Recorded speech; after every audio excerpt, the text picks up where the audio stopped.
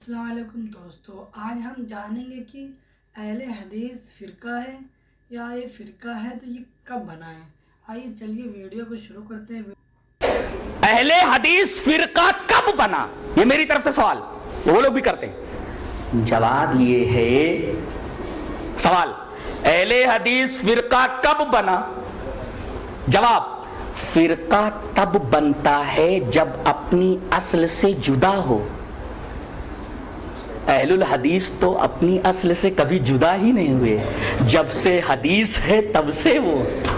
فرقہ جب بنتا ہے جب کوئی اپنی اصل سے جدا ہو جائے۔ یہیں پر وہ نقطہ حل ہوا کہ حضرت عثمان غنی نے یہ دوسری اذان کیوں جاری کی۔ بدعت ہے تو ہر بدعت گمراہی ہے، تو گویا کہ حضرت عثمان غنی بدعت کے مرتکب ہوئے۔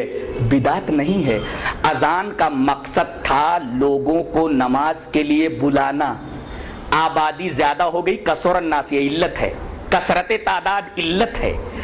علت پائی گئی تو اذان کو مقام زہرہ میں دلایا۔ بدعت کیوں نہیں ہوئی؟ اس لیے کہ یہ فرع اپنی اصل سے جدا ہی نہیں ہے۔ نہیں سمجھ میں آیا؟ یہ نقطہ سمجھ میں آ جائے تو بہت سارے مسائل آٹومیٹکلی سمجھ میں آ جاتے ہیں۔ فرقہ جب بنتا ہے جب اپنی اصل سے جدا ہو۔ اچھا، ایک سوال اور قائم کرتا ہوں کہ جب اللہ نے تمہارا نام مسلم رکھ دیا تو تم اہل الحدیث اپنا نام کیوں رکھتے ہو؟ جواب اس کا یہ ہے کہ یہ اہل الحدیث جو نام ہے یہ وصفی ہے، مسلم ذاتی ہے، اور وصفی نام رکھنا جائز، یہ تو حدیث سے ثابت کر رہا ہوں اور عقلی طور پر بھی ثابت کروں گا۔ پہلے یہ ثابت کروں گا کہ وصفی نام رکھنا جائز ہے۔ دلیل یہ حدیث پاک، وعن الزہری سمع محمد بن جبیر بن مطعم رضی اللہ تعالیٰ عنہ عن ابیہ قال ان النبی صلی اللہ علیہ وسلم قال انا محمد وانا احمد وانا الماحی الذی یمحى بی الکفر وانا الحاشر الذی یحشر الناس والعاقب وانا العاقب والعاقب الذی لیس بعدہ نبی، رواہ مسلم فی کتاب الفضائل۔ حضرت امام مسلم رحمہ اللہ اس حدیث پاک کو اسی کتاب الفضائل کے اندر لائیں۔ نبی کریم صلی اللہ علیہ وسلم نے ارشاد فرمایا، میرا ذاتی نام ایک محمد ایک احمد ہے، اور میرے کئی وصفی نام ہیں، ایک حاشر ہے، ایک عاقب ہے، ایک ماہی ہے، ایک رحیم ہے، وغیرہ وغیرہ۔ اور ایک نقطہ یاد رکھو کہ کسی ذات کے متعدد صفات اس کی عظمت پر دلیل ہوتے ہیں، نہیں۔ قرآن حکیم کا مطالعہ کرنے والا طالب علم جانتا ہے کہ قیامت کے بے شمار نام ہیں، یوم التغابن، الواقعہ، الحاقہ، القارعہ، 50 کے قریب اس کے نام۔ ایک نام یوم التغابن، ہار جیت کا دن، 400 سے زیادہ، 400 سے زیادہ ہے، جیسا کہ حضرت فرما رہے ہیں۔ یوم التغابن اسی میں سے ہے، یوم التغابن، ہار جیت کا دن۔ ہار جیت کا دن، اس دن جنتی جیت جائیں گے، کافر ہار جائیں گے، اس وجہ سے اس دن کا نام یوم التغابن پڑا، ہار جیت کا دن۔ اور کیسی ہار؟ یہاں تو کرکٹ والے ہار جاتے پھر جیت جاتے ہیں، وہاں کوئی آپشن ہے ہی نہیں۔ ایک دفعہ جو جیت گیا ہمیشہ کے لیے جیت گیا، جو ہار گیا سو ہمیشہ کے لیے ہار گیا، کوئی آپشن نہیں ہے، سیکنڈ آپشن ہے ہی نہیں، آپشن ہے ہی نہیں۔ جو ہار گیا وہ ہمیشہ کے لیے ہار گیا، جو جیت گیا وہ ہمیشہ کے لیے جیت گیا۔ لہذا اصل کامیابی در حقیقت آخرت کی کامیابی ہے، وہاں جو کامیاب ہو گیا در حقیقت حقیقی کامرانی، حقیقی کامیابی اسی کو ملی۔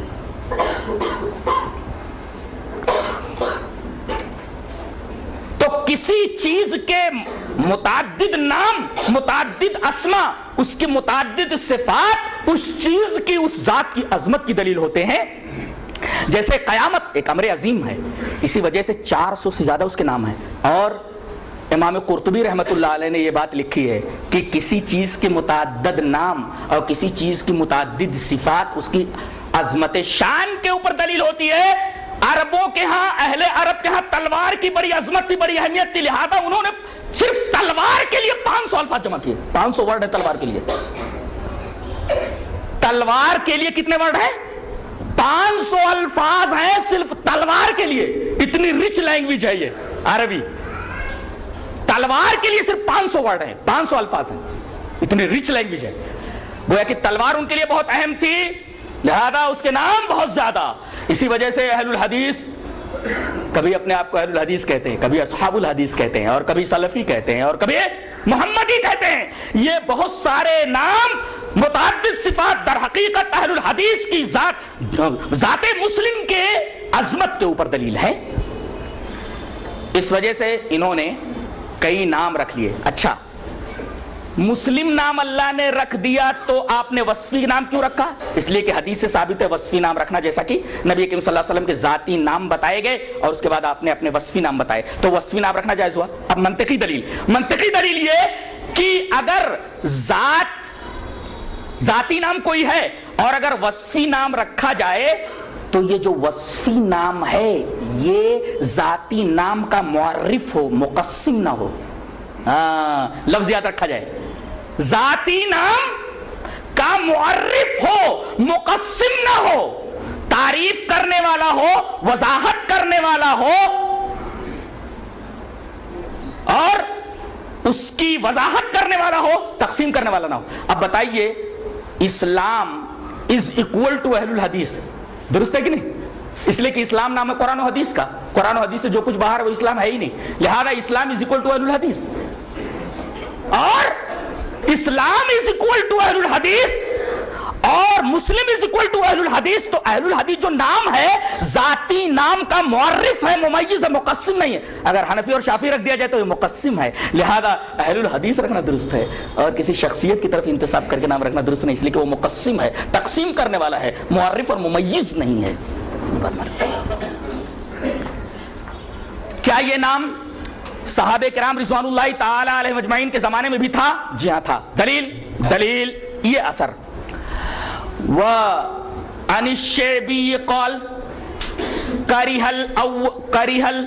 کرہ الصالحون الاولون الاکثار من الحدیث ولو استقبلت من امری ما استدبرت ما حدثت الا بما اجمع علیہ اہل الحدیث. تذکرۃ الحفاظ قال الحاکم فی ترجمۃ الشیبی، امام عامر شیبی کے ترجمے میں یہ نقل ہے اور تذکرۃ الحفاظ میں قول موجود ہے. حضرت شیبی فرما رہے کہ پہلے کے نیک لوگ زیادہ حدیث بیان کرنے سے ذرا بچتے تھے، اور وہ بات جو مجھے بعد میں معلوم ہوئی اگر پہلے معلوم ہو گئی ہوتی تو میں وہی حدیث بیان کرتا جس پر تمام اہل الحدیث کا اجماع تھا. اور یہ شیبی کون ہے؟ اوپر کسی کا اجماع، اتنے لوگوں کی تعداد حیرت انگیز ہے. جی چاہتا ہے کہ اس پر بھی ایک حدیث آپ کے سامنے میں پیش کر دوں. حدیث اس طرح وعن عبداللہ رضی اللہ تعالی عنہ عن النبی صلی اللہ علیہ وسلم قال خیر الناس قرنی ثم الذین یلونہم ثم الذین یلونہم ثم یجیء اقوام تسبق شہادت احدہم یمینہ ویمینہ شہادتہ قال ابراہیم وکانوا یضربوننا علی الشہادت والعہد. رواہ البخاری فی کتاب الشہادات. حضرت امام بخاری رحمہ اللہ اس حدیث پاک کو ایسے کتاب الشہادات کے اندر لائے. راوی حضرت عبداللہ ابن مسعود ہیں. حضرت عبداللہ ابن مسعود فرماتے ہیں کہ جناب محمد رسول اللہ صلی اللہ علیہ وسلم نے ارشاد فرمایا سب سے بہترین زمانہ میرا زمانہ جب تک آپ حیات ہیں.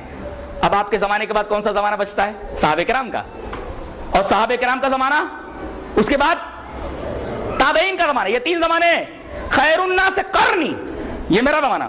ثم الذین یلونہم، پھر اس زمانے سے جو لوگ منسلک صحابہ. ثم الذین یلونہم، پھر میرے صحابہ سے جو منسلک ہیں. اس کا مطلب دور نبوی، دور صحابہ، دور تابعین، اور دور صحابہ کے اندر یہ لفظ موجود تھا. اس کا مطلب صحابہ کرام رضوان اللہ تعالی علیہم اجمعین لفظ اہل الحدیث سے اچھی طرح واقف تھے.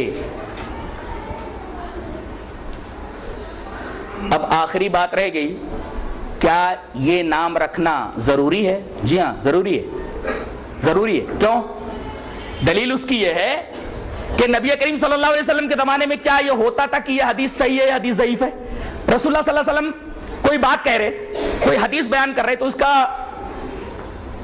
مطلب یہ تھا کہ جو کچھ آپ بیان کر رہے ہیں وہ سب صحیح ہے. آپ یہ تھوڑی کہتے تھے کہ یہ بیان کر رہا ہوں یہ حدیث صحیح ہے حدیث ضعیف ہے. اور صحابہ کرام بھی یہ نہیں کہتے تھے کہ یہ حدیث صحیح ہے حدیث ضعیف ہے. اچھا، بعد میں جب صحیح حدیثوں کے اندر ضعیف حدیث گھس گئی تو فقہا نے محدثین نے کہنا شروع کر دیا کہ یہ حدیث صحیح ہے حدیث ضعیف ہے، تاکہ معلوم ہو جائے کہ صحیح حدیث کیا ہے ضعیف حدیث کیا ہے، تاکہ لوگ ضعیف حدیثوں کو چھوڑ کر کے جو انسانوں نے گڑھ لی تھی نبی کریم صلی اللہ علیہ وسلم کی حدیث کے اوپر آ جائیں۔ تو آج پہلے مسلمانوں کے مقابلے میں صرف کافر تھے تو اور نام رکھنے کی ضرورت نہیں تھی، لیکن آگے چل کر کے جب بدعتیں پھیلی تو مسلم کے ساتھ ساتھ اہل السنہ نام رکھا گیا بدعتیوں کے خلاف، اور سنت کا پتہ چونکہ حدیث سے چلتا تھا لہذا اہل الحدیث انہوں نے نام رکھا، اس لیے کہ اہل السنہ ہو ہی نہیں سکتا کوئی جب تک کہ اہل الحدیث نہ ہو، اس لیے کہ سنتوں کا پتہ حدیث ہی سے چلتا ہے۔ کوئی سنت ڈھونڈنی ہو تو آپ کہاں ڈھونڈیں گے؟ حدیث ہی کے اندر تو ڈھونڈیں گے۔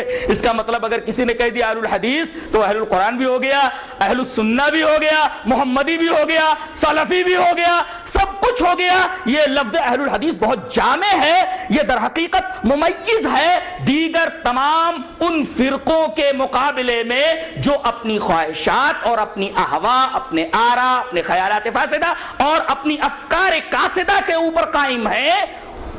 ان سے تمیز دینے کے لیے یہ نام رکھنا ضروری ہو گیا ہے، جیسے کہ محدثین کے اوپر یہ ضروری تھا کہ بتائیں کہ یہ حدیث صحیح ہے یہ حدیث ضعیف ہے، تاکہ لوگ صحیح اور ضعیف کے درمیان فرق کر کے تمیز کر کے حدیث سے صحیح کے اوپر عمل کریں۔ ایسے ہی ضروری ہے کہ لوگ یہ نام رکھیں۔ آج لوگ کہتے ہیں کہ یہ نام در حقیقت ایک فرقہ ہے۔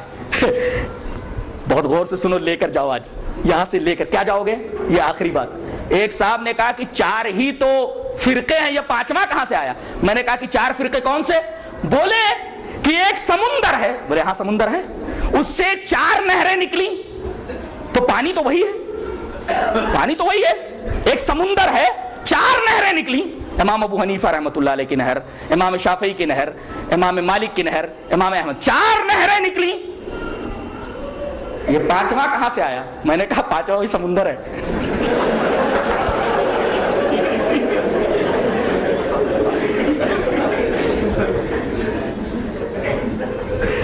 پانچواں کہاں سے آیا؟ 4 نہریں نکلی، 5واں کہاں سے آیا ہے؟ میں نے کہا وہی سمندر ہی تو ہے، وہی اصل ہے، وہی اہل حدیث ہے۔ اچھا یہ چاروں تو وہی پانی ہے۔ بولے پانی تو صحیح تھا۔ میں نے کہا لیکن آگے چل کے بارشیں ہوئیں اور بڑی گندگیاں آ گئیں سب اس کے اندر۔ اب اگر صحیح پانی اور صاف و شفاف پانی پینا تو سمندر کی طرف رجوع کرنا ضروری ہے۔ اب وہ آیت کریمہ پڑھ لو، تقریر کا اختتام، یا ایھا الذین آمنوا اطیعوا اللہ واطیعوا الرسول واولی الامر منکم فان تنازعتم فی شیء فردوہ الی اللہ۔ اگر پانی گدلا ہو جائے تو گدلے پانی کو چھوڑ دیا جاتا ہے، ڈائریکٹ کنویں کی طرف، اصل کی طرف رجوع کیا جاتا ہے۔ وہی مطلب ہے فَإِن تَنَازَعْتُمْ فِي شَيْءٍ فَرُدُّوهُ إِلَى اللَّهِ وَالرَّسُولِ۔ اللہ تبارک و تعالی ہمیں نیک عمل اور اچھی سمجھ کی توفیق عطا فرمائے۔ وآخر دعوانا ان الحمد للہ رب العالمین۔ تو دوستو آپ نے سنا، اہل حدیث فرقہ نہیں ہے، اہل حدیث اصل ہے، جیسا کہ جلال الدین قاسمی صاحب نے حدیث پہ حدیث پیش کر کے بتا دیا کہ اہل حدیث فرقہ نہیں بنا ہے، یہ اہل حدیث نام رکھا گیا ہے کہ پہچان کے لیے۔ تو چلیے اپنی ویڈیو کو ہم یہیں سے ختم کرتے ہیں، تب تک کے لیے دوسری ویڈیو کے لیے ملتے ہیں۔ السلام علیکم ورحمۃ اللہ وبرکاتہ۔